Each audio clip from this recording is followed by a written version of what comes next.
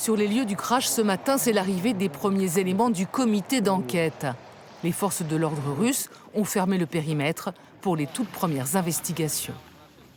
Ces images de l'avion en perdition ont été diffusées hier sur la chaîne Telegram proche de Wagner. Selon des spécialistes de l'aéronautique, l'aile droite est arrachée, d'où la vrille. Le pilote n'a rien pu faire. L'appareil a explosé au sol.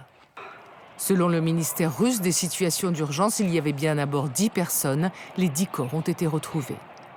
La mort d'Evgeny Prigojine, 62 ans, a été annoncée hier soir par le groupe Wagner. À Saint-Pétersbourg, des sympathisants sont venus déposer des bougies et quelques fleurs, mais aussi des écussons à tête de mort, l'effigie de Wagner.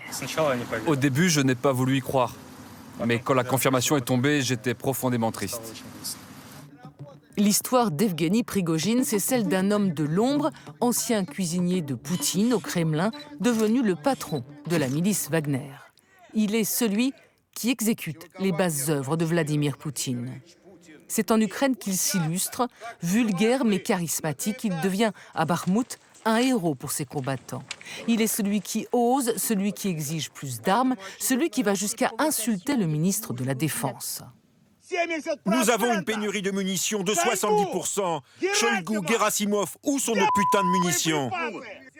Galvanisé, l'homme va entreprendre une surprenante insurrection. Avec ses hommes, le 23 juin dernier, il monte vers Moscou défiant Vladimir Poutine. La rébellion s'arrête soudainement. Prigojine a accepté de s'exiler en Biélorussie. Il n'y restera pas longtemps.